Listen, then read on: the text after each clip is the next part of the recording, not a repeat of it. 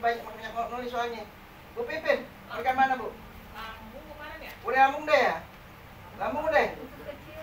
Usus kecil udah? Kecil udah pasti kalau lambung udah. Oh kemarin sampai gejala itunya belum. Gejala lambung? Gejala patologis lambung ya? Nah iya makanya. belum satu. Nah iya, gejala patologis lambung. Nah, nanti kalau pandang nanti berarti nonton video aja. Kalau kayak ikut aja. Ada. Bukunya ada. Ada di fotokopi aja Pak. Kalau kita cuma ngasih PDF di Telegram. Telegram Kasih banyak itu. semuanya ada. Ya. Iya. Oke. Bismillah. Apabila lambung bermasalah, ya, yang pertama, ya, karena lambung berhubungan dengan otot, ya, berhubungan dengan otot. Yang pertama adalah gangguan selaput lidah dan gangguan gusi. Teman-teman harus perhatikan, gangguan gusi ini hampir mirip dengan sakit gigi. Kalau saya selalu ngomong begini, kalau sakit gigi kambuhan, itu berarti unsur tanahnya masalah, lambungnya masalah. Ya, kalau sakit gigi kambuhan. Tapi kalau sakit gigi yang terus-terusan, ya bukan kambuhan nih, yang perlu dicopot giginya. Nah, itu berarti sakit gigi yang dikarenakan tadi apa kalau gigi apa? Unsur apa tadi yang saya tulis? Gigi. Kan berhubungan dengan tulang. Tulang apa? Apa gigi, tulang? Nah, unsur air atau gigi. Berarti kalau misalnya gigi atau tulangnya yang keropos, yang sakitnya terus-terusan, berarti masalahnya ginjal. Tapi kalau sakit gigi kambuhan, biasanya masalahnya di tanah, di unsur lambung, di organ lambung. Kenapa di organ lambung? Ya, kenapa di organ lambung? Karena yang masalah ada pada gusi. Gusinya goyang. Gusi itu adalah otot. Otot adalah tanggung jawabnya unsur tanah. Berarti yang nggak datang siapa nih? Nopi.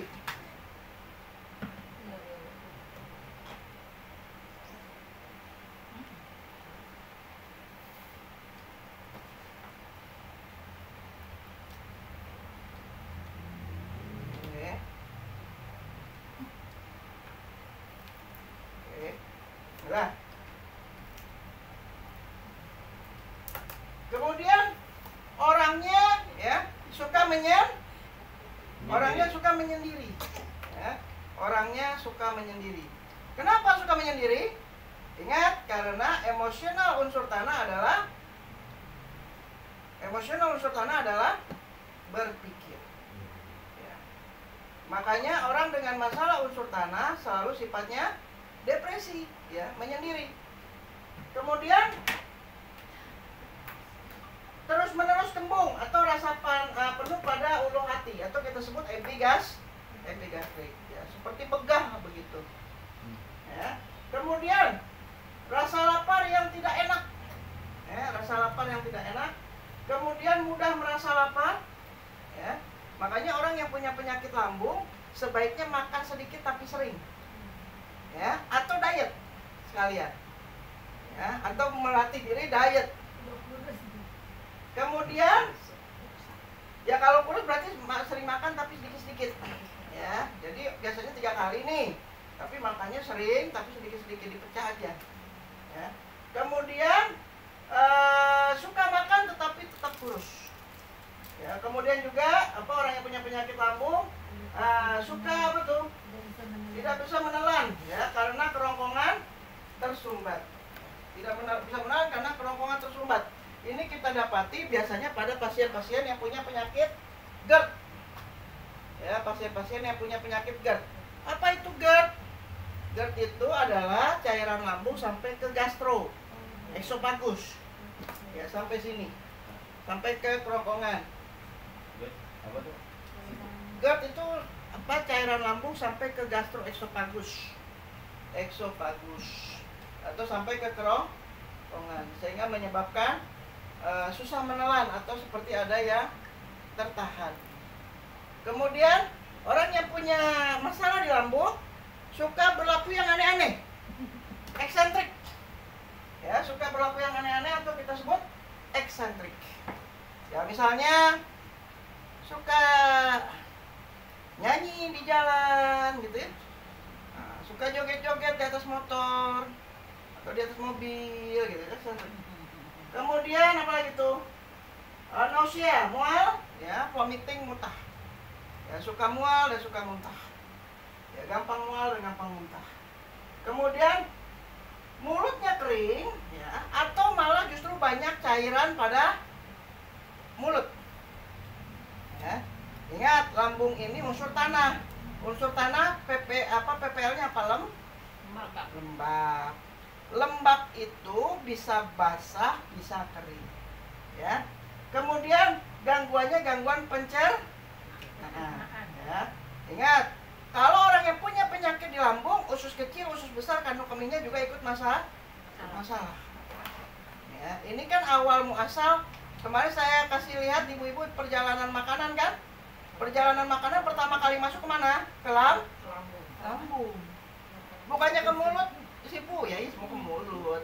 Tapi dari mulut ke lambung, gitu ya. Oke, jadi awal muasal perjalanan makanan dari ke lambung dulu. Makanya, ya mohon maaf. Makanya kalau sudah lambungnya bermasalah, organ berongga yang lain pun ikut bermasalah. Kemudian fesesnya kering, ya, atau encer, ya. Biasanya tidak disertai dengan diare. Ya.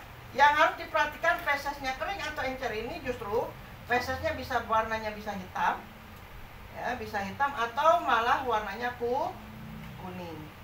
Kalau feses atau pupnya berwarna kuning, ini menandakan bahwa cairan asam lambungnya terlalu tinggi atau banyak. Ya. Kemudian cekukan atau hikep, ya, cekukan atau hikep atau sendawa sama aja. Nah, orang yang sering sendawa, orang yang sering cekukan, ini menandakan bahwa lambungnya lemah atau bermasalah. Ya. Kemudian rasa nyeri pada lambung. Nah, lambung ini di mana daerahnya? Nih, lambung di sini nih, Bu. Nah, di sini nih lambung. Ya, di sini. Di sebelah tengah kiri. Nah, tengah kiri. Ya, kemudian ya terjadinya kelumpuhan pada muka, ya, kelumpuhan pada tangan, kelumpuhan pada kaki. Ini adalah gejala-gejala patologis, ya. Apabila ini didapatkan 5 atau banyak begitu pada satu pasien, berarti menandakan pasien ini sudah resmi, bahwa dia mempunyai masalah lambung. Kalau ini belspasi Bel palsi, ya bel palsi masuknya ke kayu bang, ke liver. liver ya. Iya, ke liver dia itu. Oke. Kemudian dari gejala-gejala patologis yang tadi kita bagi menjadi dua. Ada kelainan pencernaan, ada kelainan energi lambung. Kelainan pencernaan ini tadi yang tadi banyak itu kita bagi. Ini ada nafsu makan kurang berlebih, mulut kering, ya. Haus, ingin minum, kemudian juga sakit menelan karena kerongkongan terasa tersumbat, kemudian juga perut kembung, membesar akibat gangguan pencernaan. Bila lambung panas, ya, ini berakibat nyeri pada lambung. Hal tersebut karena lambung tidak mampu menyalurkan panas keluar. Ini adalah kelainan pencernaan. Kalau kelainan pencernaan, saya sarankan apa? Saya sarankan selain terapi fisik, saya sarankan untuk melakukan diet dan menghindari makanan lembab. Ya, saya suruh menghindari makanan lembab. Apa itu makanan lembab? Makanan lembab adalah 5P. Apa itu 5P? Pewangi, penyedap, perasa, pewarna, apalagi apa yang terbaik? Pemanis. Pengawet ya. Pemanis, perasa, pengawet, Pewangi, perasa, Apa itu? penyedap, 5P. Nanti kita dibahas kok, kita nanti tenang aja. Kemudian kelainan energi lambung, ya. Kelainan energi lambung itu adalah mual, muntah, ya, ada sendawa, cekukan, ya. Kemudian nyeri di daerah energi lambung, ulu hati dan epigastrium. Nah, kalau yang seperti ini kelainan energi lambung, Nah, saran saya adalah untuk melakukan apa? Pemijatan. Ya, pemijatan dan juga akupuntur. Akupuntur dengan cara mengarahkan energi meridiannya. Oke. Dari dua keadaan itu kita bagi lagi menjadi 5. Oke, dari sini baru nanti ibu-ibu tulis. Diapakan maunya enaknya. Kemudian yang pertama adalah kelainannya adalah lambung dingin. Lambung dingin dari gejala-gejala tadi, ya. Nah, ini gejalanya adalah sakit perut, ya. Nah, sakit perut, tapi kita tekan nih. Kalau ditekan terasa enak, kaki dan tangan dingin. Nah, ini berarti lambungnya dalam keadaan dingin. Nah, lambung dalam keadaan dingin, saya sarankan meminum rimpang-rimpang hangat. Nah, jahe. Kemudian kalau kunyit yang tua, ya, temulawak yang tua. Nah, kasih bangle boleh, kasih kencur boleh, ya. Rimpang-rimpangan yang hangat. Ya, serai boleh. Ya, serai itu juga rimpang tuh sebenarnya, ya, bukan daun itu. Kemudian lambung panas. Lambung panas ini adalah haus, banyak minum, mulut bau, ya, gusi bengkak, pendarahan, sering makan tapi tetap kurus, ya, nyeri lambung, selaput lidah berwarna kuning. Kalau yang seperti ini sebaiknya diapakan? Dibekam basah, ya, atau kasih rimpang-rimpang yang sifatnya dingin. Apa tuh rimpang yang sifatnya dingin? Rimpang yang sifatnya dingin, kunyit bu, kunyit itu yang tua itu hangat. Kunyit yang rimpang yang kecil-kecil itu sejuk. Bisa dipahami nggak bu? Menjadi jangan pukul rata, udah kasih kunyit. Kunyit apaan nih? Kunyit itu apa? Kunyit muda. Ya, kalau kunyit muda ini untuk lambung panas. Kalau kunyit tua untuk lambung dingin. Ya, bang ya, mengerti ya? Oke. Kemudian lambung lemah. Wih, lambung lemah kayak diriku. Lambung lemah, gangguan pencernaan, ya, kemudian ulu hati kembung, ya, nyeri, ya, akan hilang setelah makan. Nah, orang seperti ini kalau habis makan dia hilang rasa nyerinya, ya. Kemudian sering berdahak, ya, BAB tidak berbentuk apa? Ada kacangnya, ya, ada jagungnya, tapi kadang juga halus, gitu ya. Nah, kadang-kadang kalau habis lagi cebok tuh ada ikannya gitu, tapi halus banget, tapi ada ikannya kerasa gitu ya. Nah, itu lambungnya lemah tuh. Berarti kinerja lambungnya lemah. Ini bayangin nih. Males dibayangin. Waduh. Nggak bisa dibayangin. Nih kalau dibayangin nih lagi cebok, ditarik kan, kangkung panjang. Isi bu. Iya, kalau ngebayangin ini apa? Tarik. Siapa itu? Oke. Nah, kalau lambung lemah, biasanya kita melakukan apa? Kita melakukan akupuntur, ya. Juga kita berikan herbal.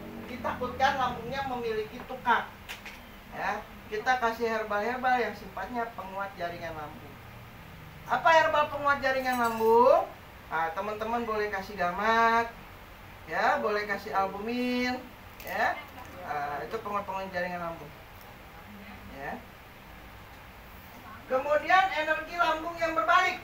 Nah, ini terjadi cengkukan atau sendawa. Nah, energi lambung yang berbalik, ya, ini kayak burita atau tenopi. Nah, itu di lambung berbalik tuh. Nah, biasa kita dapati pada pemijat, ya, pada terapis. Kenapa? Karena dia main energi, ya. Berbalik. Iya.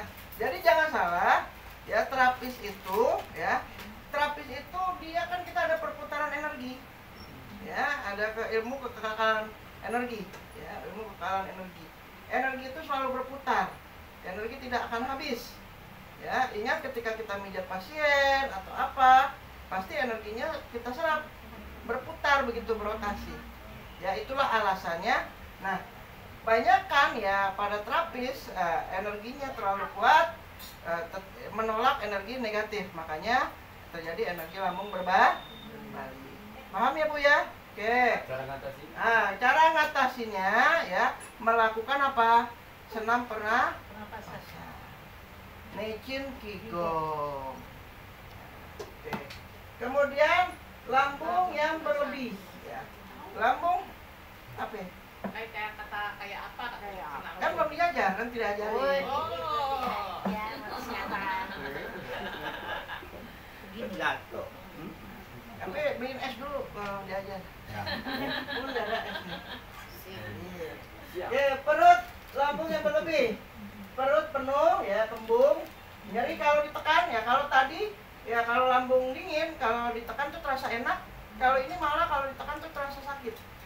Ya. Nah, ini berarti lambungnya berlebih. Berarti banyak makanan tuh di dalam tuh. Iya. Banyak makanan, banyak apa namanya? Ada nasi di situ, ya, ada makanan tadi pagi bala-bala. Ada kue apem. Iya, tuh. Ada rambutan. Kemudian muntahnya cairan asam atau kadang-kadang kalau Sunda ada asam. Nah, itu berarti berlebih tuh, ya.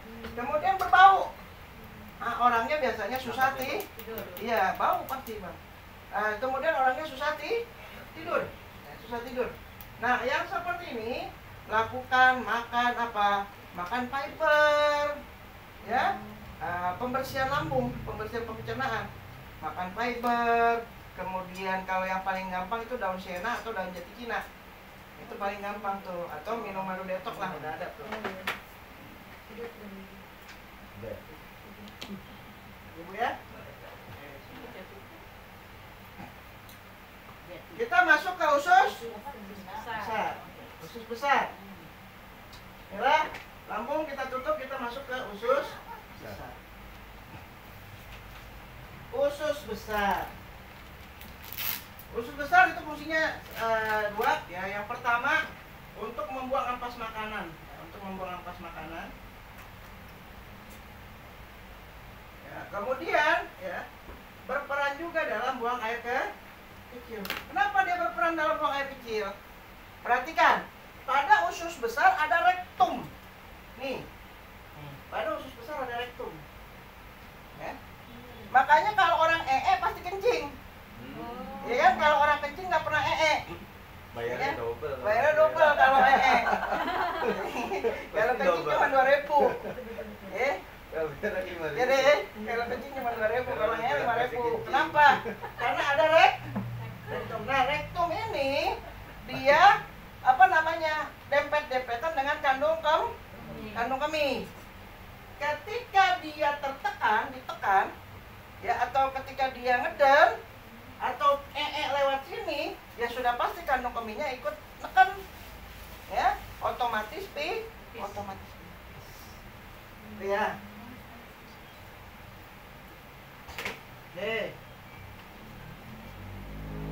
Usus besar pasangannya apa, Bu? Usus besar, Bu. Usus besar pasangannya apa? Paru. Cakep, Ibu. Ibu Pipin dong nih apa ya? Mana nih? Ingat kan? Ragu-ragu. Belum konsen.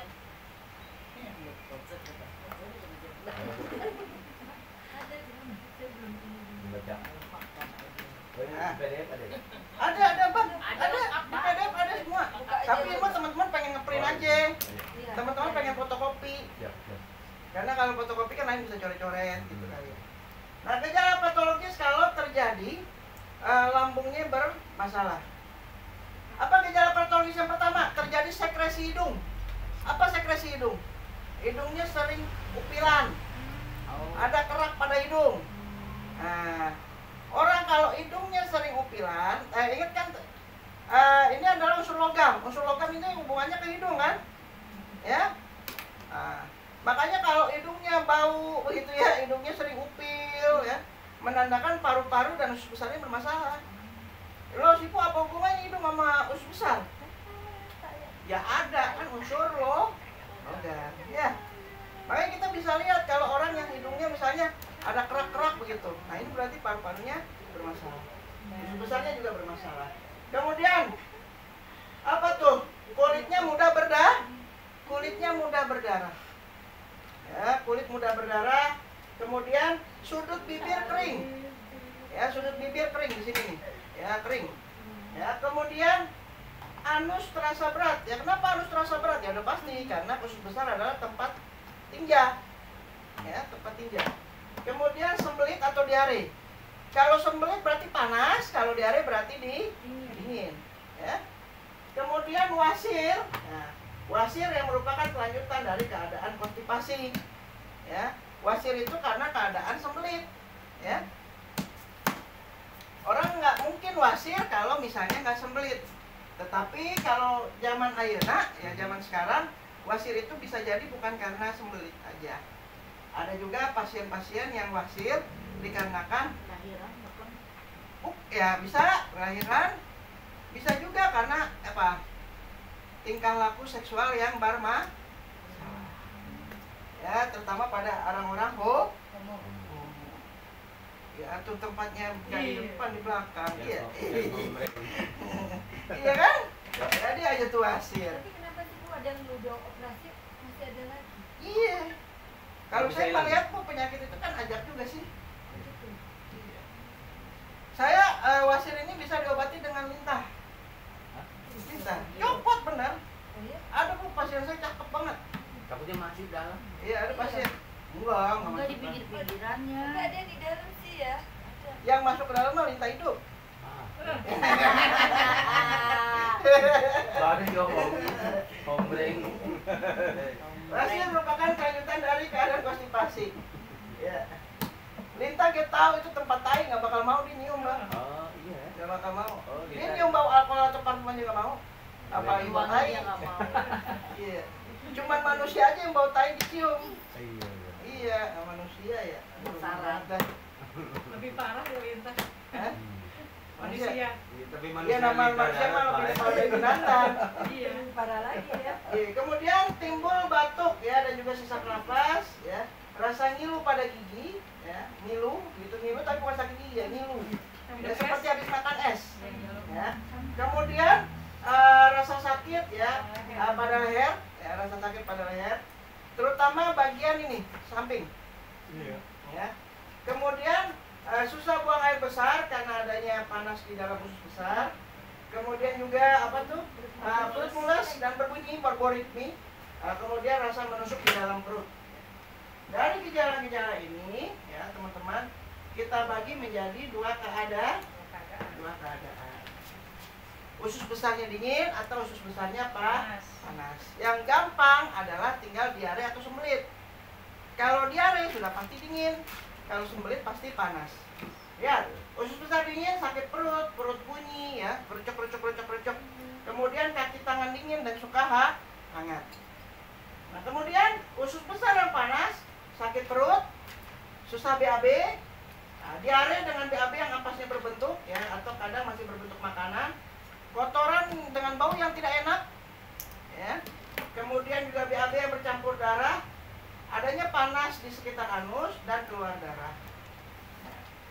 Kalau BAB-nya dingin, ya BAB-nya dingin, ini gampang, ya. Tinggal dikasih rasa pahit dan hambar. Tinggal dikasih rasa pahit dan hambar. Apa itu contohnya? Daun jambu biji. Ya, daun jambu biji. Kemudian kalau usus besar yang panas, nah, usus besar yang panas ini dikasih apa? Dikasih ya pembatas daripada logam. Apa tuh? Daun-daun yang berwarna merah atau ungu. Apa contohnya? Daun ya daun ungu atau daun handelem kalau kata orang Sunda. Ya kalau kata orang Sunda daun handelem. Ungu dia ya. Hah? Ungu dia warnanya. Iya, daunnya warnanya ungu kemerah-merahan kan. Ada Bu, ini. Ini kalau saya hanya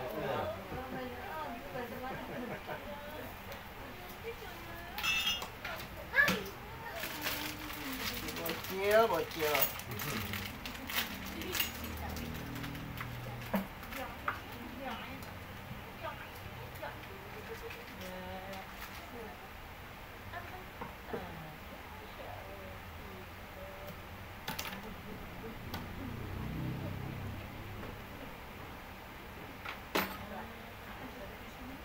Oke. Lanjut, bismillah. Ya.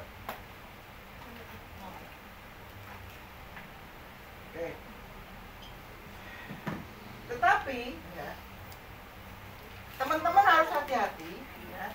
Teman-teman harus hati-hati di sini ada permasalahan apakah kelainan pencernaan atau kelainan pembuangan. Kalau kelainan pencernaan berarti pola makannya harus dirubah. Ya, maksud saya begini. Dari kelainan pencernaan, kalau kelainan pembuangan gampang. Kalau kelainan pembuangan biasanya tinggal kita kasih herbal. Ya kan, untuk colon cleansing. Ya. Untuk membersihkan usus besar gitu ya. Kasih makan fiber, tadi saya bilang tadi daun ungu, begitu ya. Gitu Cina. Kalau pembuangan. Tapi ini orang, saya kok nggak sembuh-sembuh. Dia bilang saya kok nggak sembuh-sembuh. Percuma aja kita obati kalau misalnya kalau masalahnya kelainan pencernaan. Kalau kelainan pencernaan harus terapi fisik. Ya, nanti bisa ditotok perut dan lain-lain. Ya. Kelainan pencernaan ya, ini ada rasa menusuk di dalam perut ya. Nyeri usus, kemudian usus berbunyi, kemudian apa namanya itu?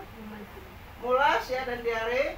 Keadaan ini timbul karena faktor dingin di dalam usus besar. Umumnya karena bercampur apa tuh? Sisa makanan yang tidak tercerna. Nah, kalau yang seperti ini biasanya saya lakukan totok perut.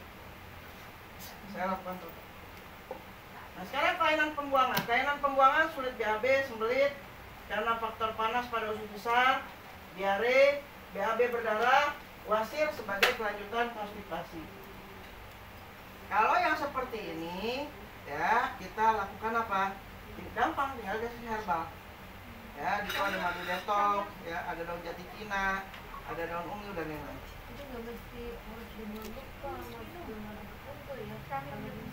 Kalau bisa mah double. Oh gitu ya, kalau bagus ya.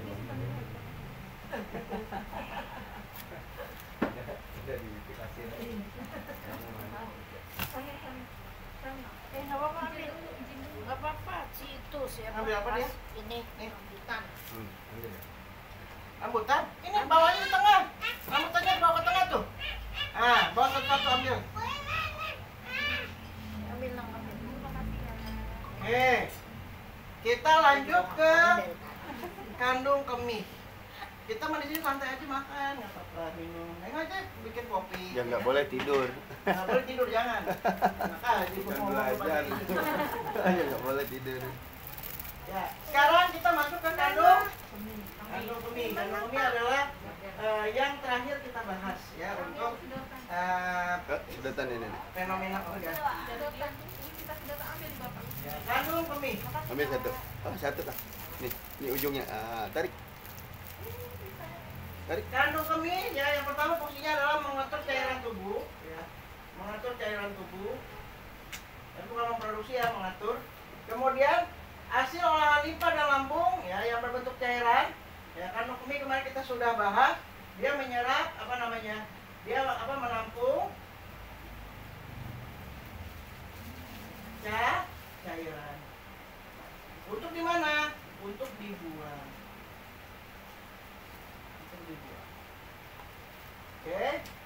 Air seni berasal dari cairan, maka bila terjadi cairan tubuh kurang akan terjadi gangguan BAK.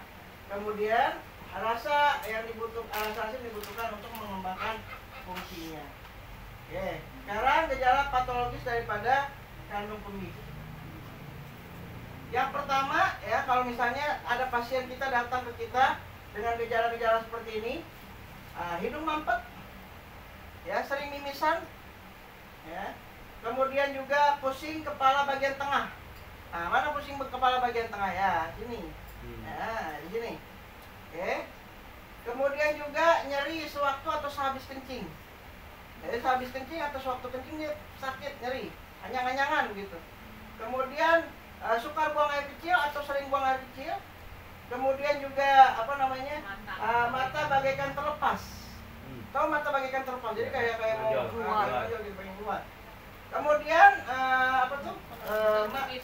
Otot betis. Nah, otot betis. Ya, ini otot betis.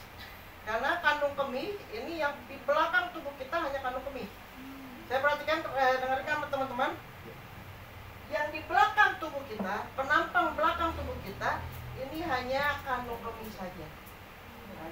pipis, paha belakang, pinggang, ya punggung, itu hanya kandung kemih. Nggak ada organ lain. Nah, nggak ada organ lain. Berarti Ada di belakang dia. iya. Oke. Kemudian impotensia. Ya, impotensia karena kandung kemih berhubungan dengan alat kelamin. Karena berhubungan dengan pipis kan. Ya, kemudian juga kepala terasa berputar. Apa tuh? Ya, seperti vertigo begitu.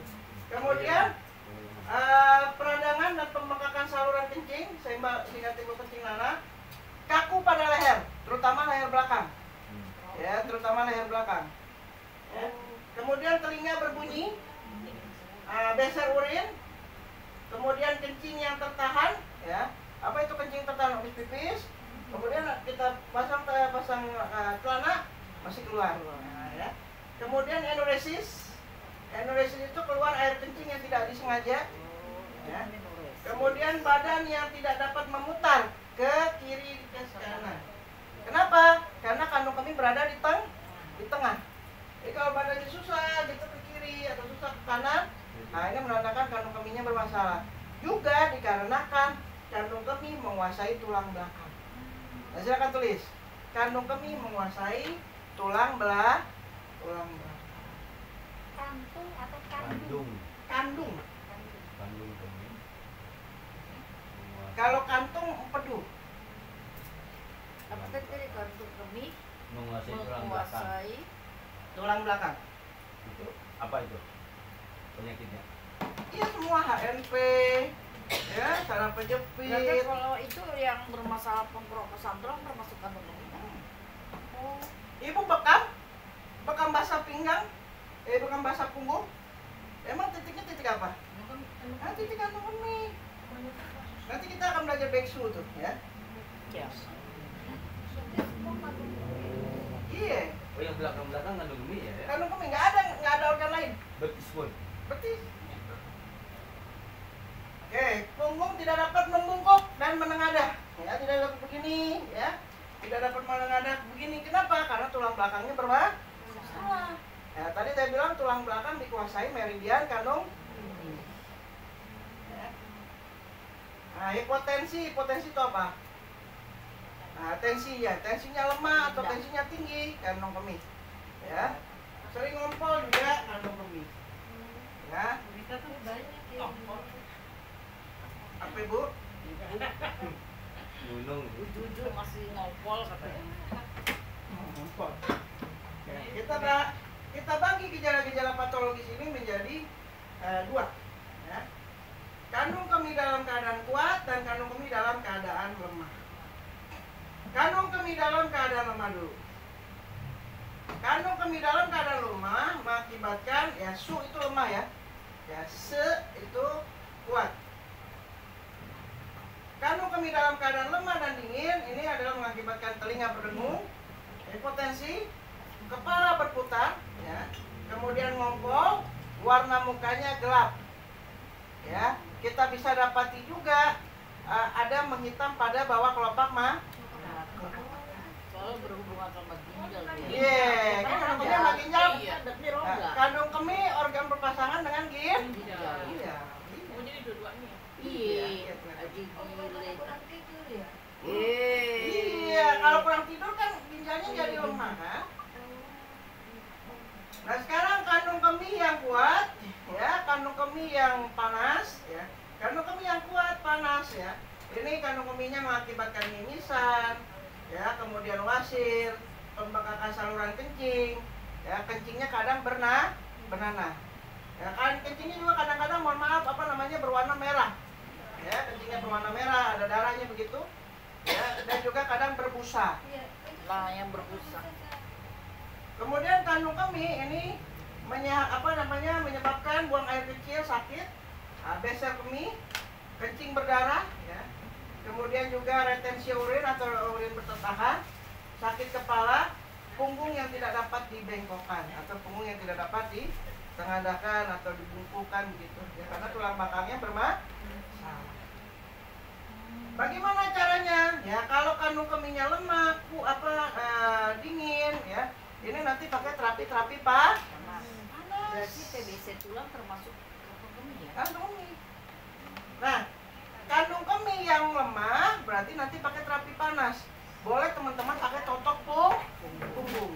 Boleh pakai PTB, silakan. Boleh pakai stretching, silakan. Boleh pakai Yumeho, boleh. Kiropraktik, boleh. Apa tukang hari? RTS, boleh. Ya, Pamela kan pemanas. Boleh. Pakai pas. Pas ya boleh. Pas itu terapi-terapi dinginnya tuh. Nah, kalau pas itu bu aslinya PTB kan? Iya, PTB.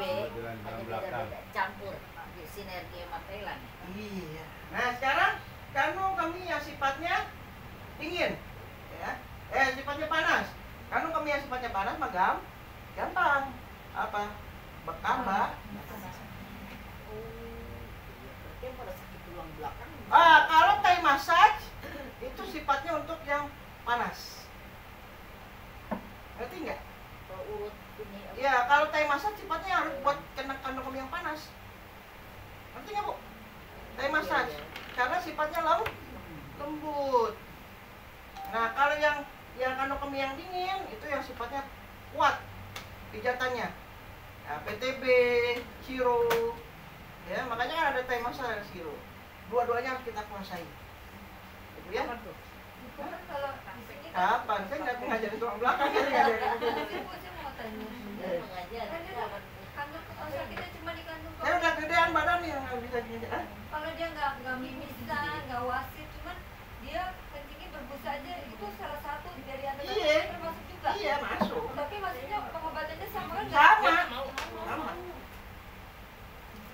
Nah, sekarang ya tadi ya kandung kemih dingin dan panas ya. Ininya lah ya. Nah, kita ingetin lagi kalau yang dingin mau air kecilnya beser sedikit, ngompol, warna muka gelap, Bisa. telinga berbunyi, ya pusing berputar-putar, impoten. Mana Makanya bisa kalau wasit. impoten terapinya terapi panas. Ya kayak gostrong, yin yang, dan lain-lain kan terapi panas. Ya. Nah kalau kandung kemih yang panas, boleh air kecil sedikit, tertahan, warna urin kuning, kadang-kadang kencing. Nah ini terapi dingin aja. Apa terapi dingin? Makan basah aja. Bagus. Ya pijatnya pijat yang lembut. Ya kalau panas dilembutin, didinginin. Kalau dingin dikuatin. Topung pun begitu kalau teman-teman main topung. Kalau topung kalau yang panas jangan ditekan. Ya, Goyang-goyang dada. lembut aja. Di Gitu. dada ya? Apa? Di dada. Iya, di dada. Ismail aja. Iya. Ih, kamu. Bismillah. Organ. Nah, kita udah bahas organ yang lengkap ya. Nah, silakan nanti ditonton lagi videonya ya. Ingat teman-teman, ini program 1 tahun. Ya. Program 1 tahun yang kita rangkum menjadi 5 5 bulan. Atau 20 kali pertemuan. Bisa nggak selesai? Bisa. Insya Allah. Cuma saya ngajarin teorinya hanya rangkum ya. Nah, teman-teman kalau mau komplit, ya saya kan udah banyak tuh video-video, tonton. Jangan malas nonton video. Siap. Ya, yang ada di Telegram. Makanya saya kalau misalnya ada murid baru kayak Pandang, terima aja nggak apa-apa, bisa nonton video kan. Siap. Oke, teman-teman ada jam kerja organ. Kalau berbicara tentang jam kerja organ, kalau tabib zaman dulu berbeda dengan tabib zaman sekarang. Because kalau tabib zaman sekarang adalah tabib yang nggak bermodal. Kalau zaman dulu tabibnya miskin-miskin, tapi nggak jadikan pekerjaan tabib sebagai cari duit. Kalau zaman dulu, seperti Huotu, ya, ada tabib legendaris Huotu, ya, ada banyak tabib. Ada Ibnu Al-Nafas, ada banyak dari Islam juga, ada Ibnu Qayyim, Al-Jauzi, ya, banyak. Tapi kalau tabib-tabib zaman dulu enggak melakukan itu karena apa? Bedanya apa? Kalau tabib zaman sekarang ada nggak yang rawat pasien di rumahnya? Nggak ada. Ada. Kalau tabib zaman dulu pasien udah pasti dirawat. Cimande masih nggak? Hah? Cuman dia masih ada. Cimande. Ada. Masih narawat. Itu patah tulang nggak ada. Iya, patah tulang. Kalau yang patah hati tidak ada. Iya. Nih, Nih, banget tuh ya. Pandang. Entah kenapa nih. Entah kenapa ya kalau murid yang enggak kan gurunya begini ya. Gurunya nih begini nih. Pasti ya kalau Mendengarin begitu. Seimbang kerjanya ya gini bang, sama ada yang kalau yang nggak begini mental dia. Pak Muhyiddin tuh ya. Ya kali mental. Oke, kalau tabib-tabib zaman dulu merawat pasiennya, ya. Kalau teman-teman pernah nonton film kungfu, ya. Nah, film kungfu ada yang sakit gitu kan, dia tidur di situ, nanti dikasih sup, ya malam gitu ya, pagi gitu. Kenapa? Ya, karena kalau tabib zaman dulu, ya dia orangnya idealis, nggak kayak tabib zaman sekarang. Idealisnya kenapa? Nah ini kayaknya udah dipraktekin di Rumah Sehat Purwakarta, walaupun Rumah Sehat Purwakarta sekarang pun udah nggak idealis lagi. Ya. Kenapa idealisnya tabib zaman dulu? Ya dikarenakan tabib zaman dulu mengatakan bahwa organ itu punya jam kerja. di mana ketika organ ini ya yang 12 organ kemarin ya yang kita bahas kemarin kan ada 12 organ. 12 organ ini membagi waktu dalam 24 jam. Jadi setiap organ 2 jam 2 jam. Ya Bu ya? Setiap organ 2 jam 2 jam. Maksudnya jam kerja organ adalah organ ini lebih efektif atau lebih kuat kerjanya di tubuh kita. Paham ya Pak ya? Paham. Bu ya? Ya, oke. Nah, sehingga kalau ada orang yang sakit mengenai organnya bermasalah, si tabib akan memberikan obat atau memberikan terapi pada jam kerja organ tersebut. Ngerti ya Bu ya? Nah, kalau zaman dulu begitu. Nah, kita jam kerja organ apa? Oke, lihat. Jam kerja organ membagi menjadi 12. Ya, setiap 2 jam, setiap 2 jam berganti organ. Yang pertama ya tentu saja organ liver ya karena unsur kayu. Dimulainya jam berapa? Jam 1 pagi. Nah, berarti kan jam 1 pagi liver. Sampai jam berapa? Jam 3 pagi. Ya? Jam 3 pagi sampai jam 5 paru. Jam 3 sampai jam 5 paru. Jam 5 sampai jam 7 apa tuh? Usus besar. Jam 7 pagi sampai jam 9 lambung. Jam 9 sampai jam 11 limpa. Jam 11 sampai jam 1 siang jantung. Jam 1 siang sampai jam 3 usus halus. Jam 3 sore sampai jam 5 anomi. Ginjal dari jam 5 sampai jam 7. Jam 7 sampai jam 9 perikardium. Oke. Jam 4 dulu bekerja dari jam 11. Oke. Tulis dulu. Saya ngopi. Ya.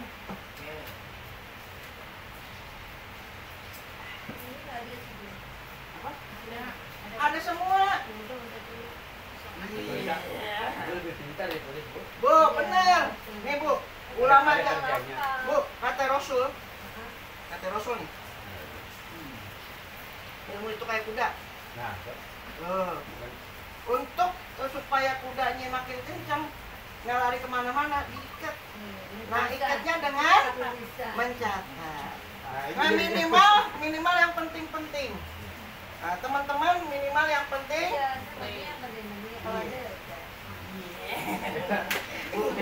Ibu Kalau saya ibu aja. udah jadi kuda aja nih Ibu.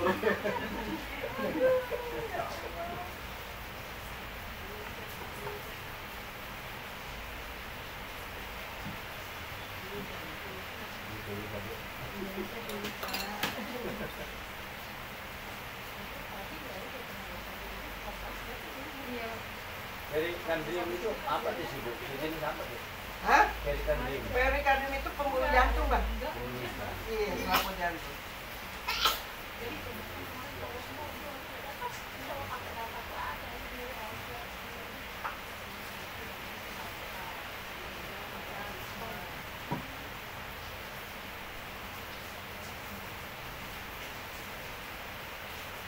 Trip pemanas. Rantau tuh dirimu bukan? Yuk. Hah? Yuk. Siapa namanya? Endang. Endang. Endang. Kalau endang, nya nendang. Kalau ini Mencret.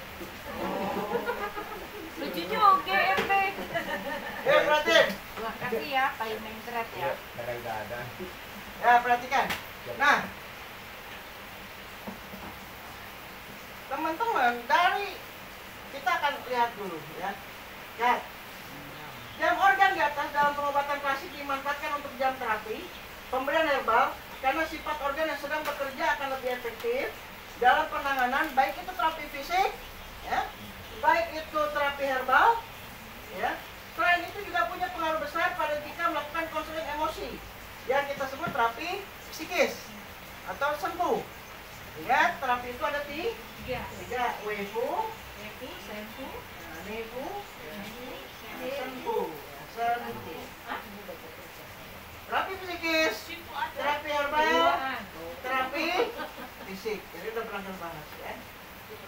Oke, Sempu bukan pertama. iya, lihat aja kan tingkatannya ketiga tuh. Nah, yang pertama adalah begini ya. Jadi yang harus pertama teman-teman lakukan itu adalah sembuh. Jadi kebanyakan orang salah nih, terapi fisik dulu sekarang, kalau kita mah enggak ya. Jiwa dulu. Sekarang fenomena ini percaya tidak percaya sudah terbukti. Misal, ya, orang yang sehat, usus besarnya sudah dipastikan dia akan buang air besar di antara pukul 5 sampai pukul 7. Jadi kalau misalnya ada orang yang BAB dari pukul 5 sampai pukul 7 pagi itu sehat. Ya, karena usus besarnya lagi kerja. Nah, orang yang memiliki permasalahan lambung dan limpa, maka di pagi hari ya seharusnya orang yang limpa lambungnya bagus bersemangat.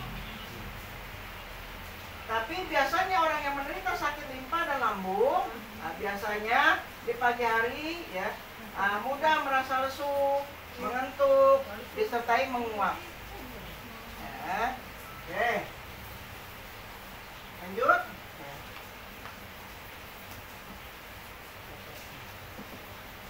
Kemudian, maka jam yang baik untuk sarapan adalah jam berapa? 7. Jam 7 pagi. Kenapa jam 7 pagi?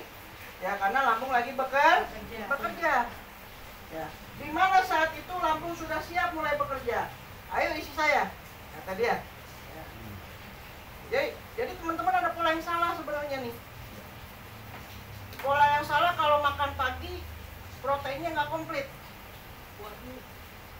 Nah, kalau makan pagi proteinnya, fibernya harus kuat. Tuh, makan malam justru harus sedikit. Makanya kenapa kalau di dalam Ayurveda, ya Ayurveda ada peribahasa pagi bagai raja,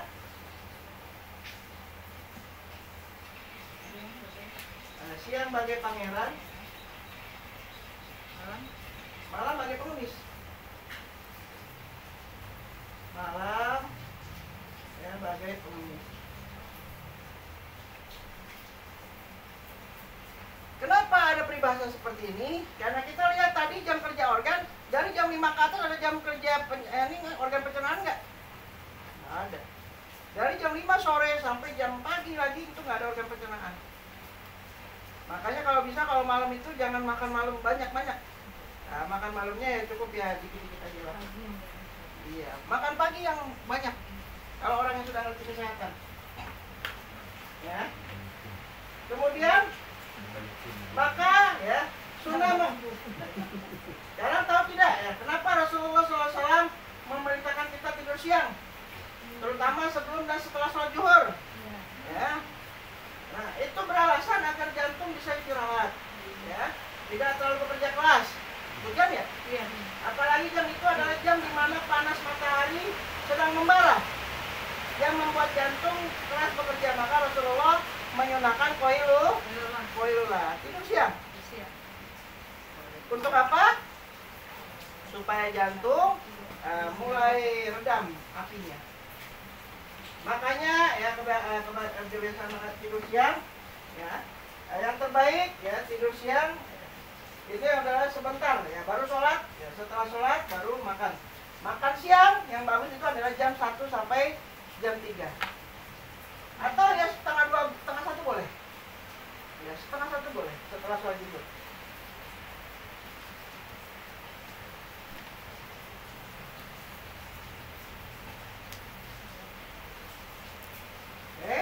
Kemudian jam 3 sampai jam 7.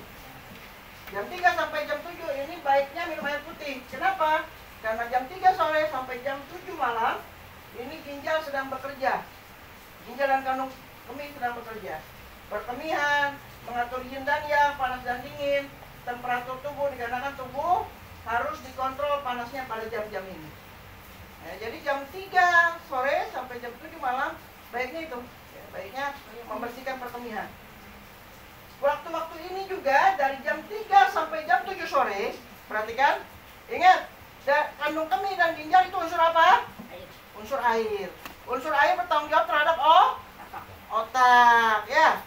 Oke, makanya kalau kita di pondok, ya di pondok tuh, kalau anak-anak mau cepat hafal bacaan Qur'annya, mufasnya, kita biasanya mereka murojaahnya itu asar. Nah, itu ketika setelah asar cepat hafal itu. Ya. Dari jam 3 ya. Makanya kenapa jam 3 sore sampai jam 7 sore jebakannya apa? Acara TV bagus-bagus. Ya, Nah, supaya generasi kita bodoh tuh.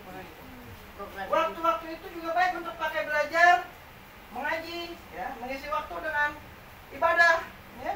Makanya kalau orang-orang ustaz-ustaz zaman dulu kan habis asar kan ngajinya ya, sama habis maghrib kan. TPA kalau habis asar, kalau anak-anak kecil.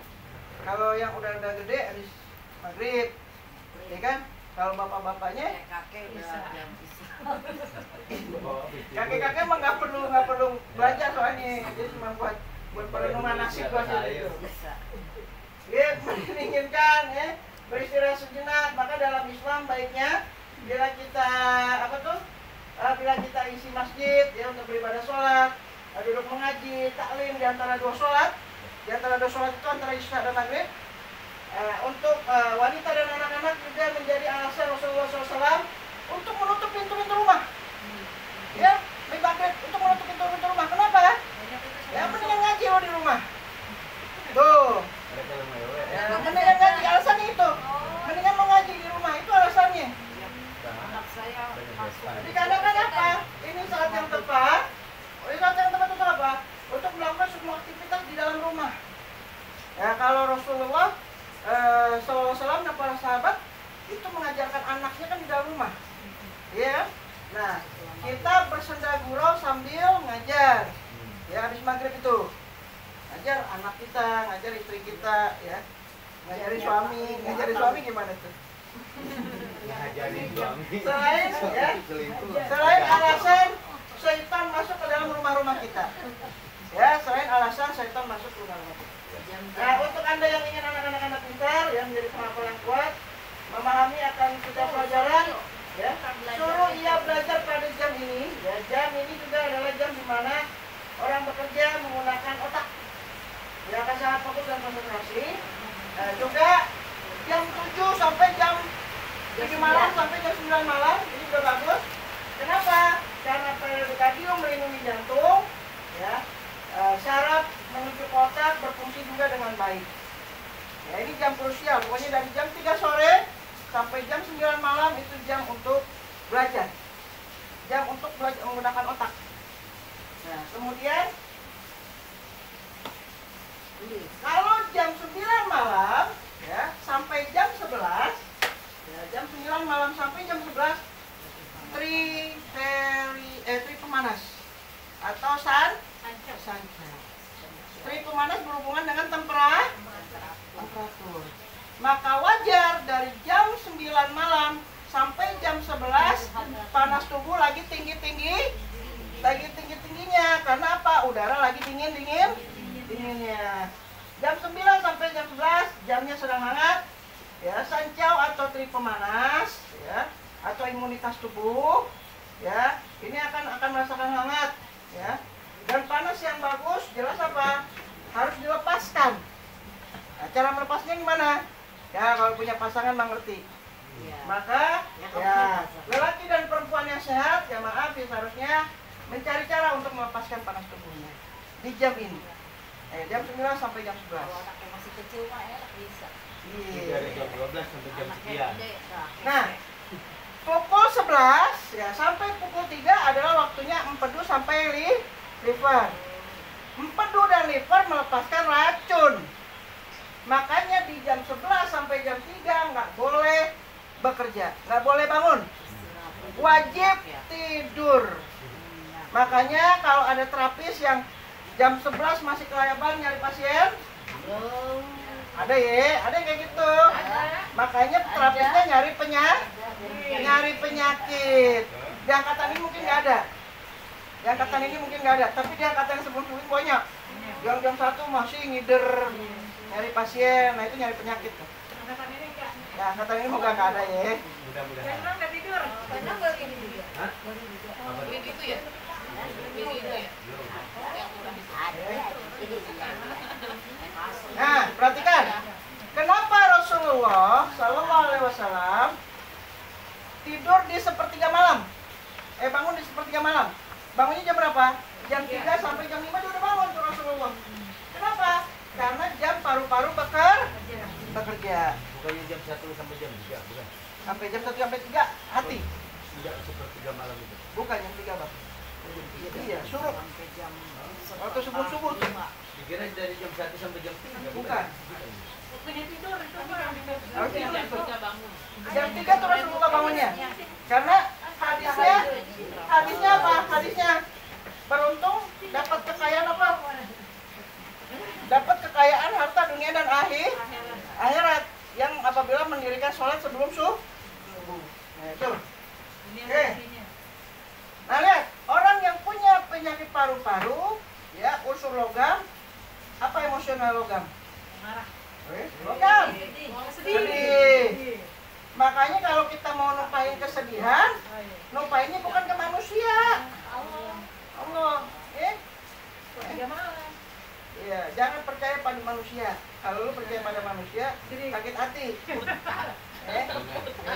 Lu jangan curhat sama manusia, jangan. Curhatnya sama Allah. Curhatnya gimana? Curhatnya dengan bangun pagi, jam 3 pagi, paru-paru lagi bekerja, silakan nangis-nangis. Tahu tidak kenapa Rasulullah SAW memerintahkan kita bangun seperti jam malam seperti ini? Udaranya bersih, ya. Oksigen lagi banyak-banyaknya jam 3 pagi. Belum ada kendaraan, ya. Nah, belum, kalau zaman dulu belum ada unta yang pergi, ya. Ada debu kemana-mana. Mengandung uap embun yang sejuk, ya. Daun-daun masih basah. Nah, ditambah apa? Ditambah jika bangun, ya, melakukan olahraga sekalian ibadah, sholat malam, meditasi boleh, ya. Nah, energi akan masuk, sun akan masuk, semangat akan masuk. Insyaallah. Ya, ngomong kalau afirmasi banyak-banyak deh. Nah, kita bahas. Jadi kalau orang yang sehat, ini ada jadwal jadwal kehidupannya. Zat. Ya. Yang pertama jam 1 sampai jam 3. Jam 1 sampai jam 3 hati lagi kerja. Ya, liver lagi kerja. Aktivitasnya apa? Ya tidur nyenyak. Detoksifikasi liver dan darah. Karena liver dia apa? Menyimpan darah. Harus istirahat yang banyak, ya, memulihkan kondisi tubuh. Ya. Kemudian jam 3 sampai jam 5 pagi, nah, tidur nyenyak. Detok paru-paru. Mimpi, impian, dan ingatan. Nah, di saat itu boleh kita ingat-ingat kejadian sebelumnya, hari sebelumnya, jam 3 pagi itu. Kemarin saya melakukan apa? Nah, kalau kata Ibnu Qayyim, tazkiyatun nufus. Tahu tazkiyatun nufus? Muhasabah diri. Kemarin saya melakukan apa? Dosa-dosa apa saya? Nah, dengan cara meditasi dan ibadah. Kalau orang Buddha, orang Hindu, silakan meditasi. Ya. Kalau kita sholat. Kalau mimpi itu apa maksudnya? Mimpi itu tafakur, Bu. Oh, tafakur. Impian. Impian apa? Impian dengan kemarin. Merenungi ya? Iya, merenungi. Afirmatif. Ya, muhasabah ya, Bu ya. Jam 3 tuh. Bagusnya dengan cara ibadah. Jam 5 sampai jam 7 pagi itu sebentar lagi kerja. Jadi harus dibuang ya BAB. Ya, bangun tidur BAB, meditasi. Ya, meditasi di sini macam-macam lah ya. Ya, kalau kita silakan waktu-waktu seperti ini meditasinya dengan apa? Zikir pagi. Ya. Nah, zikir pagi. Kemudian jam 7 sampai jam 9 lambung lagi kerja. Jam 7 pagi sampai jam 9 ini waktunya makan pagi. Ya. Kalau alasan tadi mohon maaf anak-anak masih bangun kalau malam. Nah, kalau jam 7 sampai jam 9 kan anak-anak udah pergi sekolah tuh. Bapaknya nganggur. Gangguin deh. Ya, makan pagi aktivitas seksual ya. Nah, kemudian konsentrasinya lagi tinggi-tingginya. Nah, silakan olahraga. Nah, jalan pagi. Ya, berapa langkah gitu ya? 5.000 langkah kek. Kalau saya mah nggak sampai 5.000. Cuma 100 langkah doang paling. Kemudian paling males ya olahraga ya. Aktivitas ringan. Aktivitas ringan itu apa Bu aktivitas ringan tuh? Ya olahraga, ya apa? Nyiram tanaman ya. Nyuci. Kewajiban. Iya. Nah, itu aktivitas ringan itu masuk Bu. Kalau saya mau gampang kalau aktivitas ringan. Gangguin mainnya anak-anak. Ringan itu. Kemudian jam 9 sampai jam 11. Jam 9 sampai jam 11 ini limpah lagi ke kerja. Jam 9 sampai jam 11 pikiran lagi jernih-jernihnya. Silakan teman-teman kerja. Nah, mulai kerja jam 9 sampai jam 11 ini limpah merubah makanan menjadi energi. Ya, lagi tadi habis makan pagi, ya sarapan. Nah, energinya lagi kuat. Nah, silakan aktivitas yang mulai berat. Ya, nyangkul, Bu. Ibu berat apa, Bu? Konsentrasi tinggi, ya, konsentrasi lagi tinggi-tingginya. Kemudian jam 11 sampai jam 1, ya, jam 11 sampai jam 1, kalau bisa usahakan tidur sih. Ya, sebentar, nggak apa-apa. 15 menit, 10 menit, ya, supaya jantung tidak terlalu kan. Nah. Makan siang, sirkulasi darah, ya, energi lagi tinggi, ya, mulai jalan kaki. Kemana? Ke masjid lah, silakan. Ya. Atau ke cari makan, ya, boleh. Ya. Kemudian jam 1 sampai jam 3 sore, usus kecil lagi kerja. Usus kecil kerja ini berarti memilah dan menyerap makanan. Usus kecil kan bagian memilah dan menyerap makanan, yang menyerap nutrisi kan. Nah, berarti apa? Tidur siang boleh, energinya lagi rendah, bekerja tapi bekerjanya jangan terlalu tinggi. Pekerjaan-pekerjaan yang mulai finishing. Ya, pekerjaan-pekerjaan yang mulai finishing. Pekerjaan-pekerjaan yang sifatnya rendah energinya. Jam 5 sampai jam 3 sampai jam 5 sore ini pemulihan energi, pelepasan cairan tubuh. Teman-teman boleh bekerja dan belajar karena berhubungan dengan otak. Unsur air lagi kerja. Jam 5 sampai jam 7 sore malam, ginjal lagi kerja. Silakan penyimpanan nutrisi. Tetapi penyimpanan nutrisi di sini yang sifatnya makanan-makanan yang tidak terlalu berat. Ya. Pembentukan sumsum dan tulang, ya silakan makan malam. Latihan olahraga ringan. Ya, olahraganya jangan terlalu berat. Ya, olahraga ringan. Kemudian jam 7 sore sampai jam 9 malam ini perikardium, pembuluh jantung. Nah, silakan teman-teman jam-jam segini hobilah baca. Ya, baca Quran, baca buku, baca artikel, baca komik lah, webtoon lah, paling minim. Baca komik. Ya, paling minim baca komik ya. Baca-baca aja gitu. Nah, perenungan diri. Tapi sifatnya self love. Apa self love? Nanti kita ajarkan. Kemarin kan ada EFT tuh. Ya, self love itu afirmasi.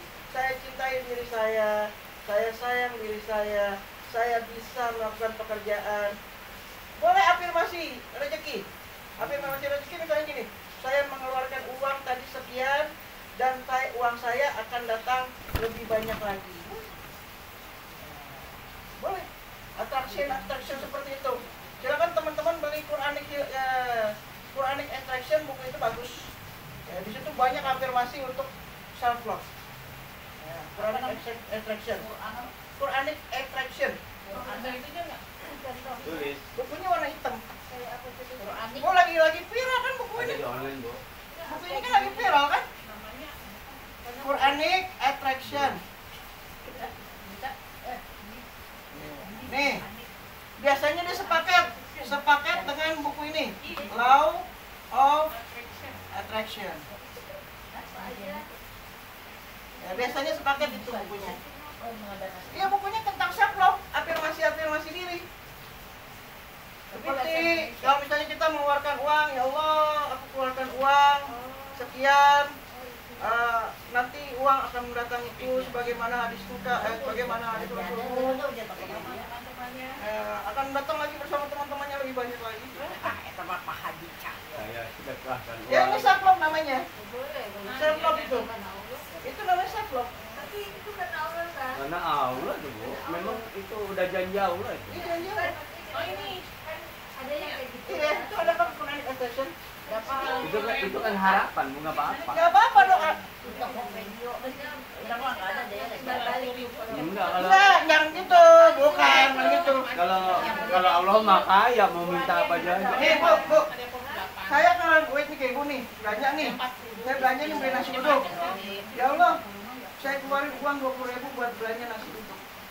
Saya yakin ya Allah, Engkau akan memberikan aku lebih banyak uang. Udah janji Allah. Dan uang ini akan memanggil teman-temannya lebih banyak lagi. Allah boleh nggak? Boleh. Yang nggak boleh Yusuf Mansur. Ya itu maksud Kalau saya. itu mah sedekah, disedekahin semua itu mah. Mintanya kan sama Boleh Allah. Bu, boleh. Nah, itu namanya self love. Artinya menyayangi diri sendiri. Ya Allah, hari ini kok saya gagal ya dalam bekerja. Besok insya Allah ya Allah saya sayang sama diri saya nih. Saya yakin bahwa saya bisa melakukan pekerjaan saya. Pekerjaan saya semua akan beres. Saya mampu ya Allah. Boleh. Itu namanya self. Itu kan metode udah lama. Dari zaman Agim sampai Ajim nih. Agim itu self love. Arifin Ilham self love. Ibu sadar nggak? Dakwah mereka itu bentuk Iya. self love itu disebutnya tazkiyatun nufus. Nah kemudian afirmasi, ya afirmasi itu ya tadi afirmasi nih bukunya yang bagus nih. Kalau itu ngancur tuh bermasep itu mah.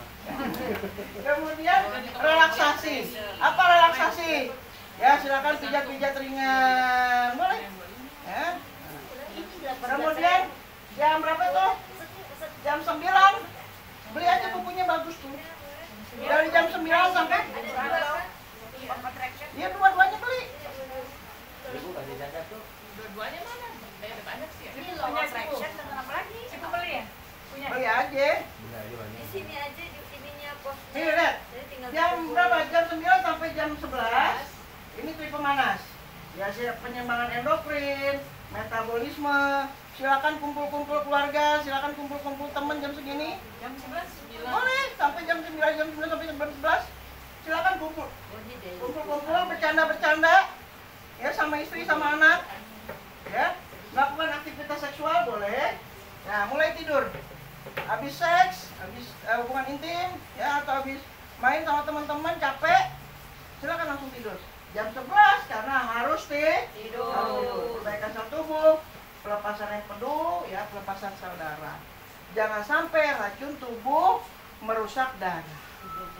Nah, gitu ya. Ngerti ya? Oke.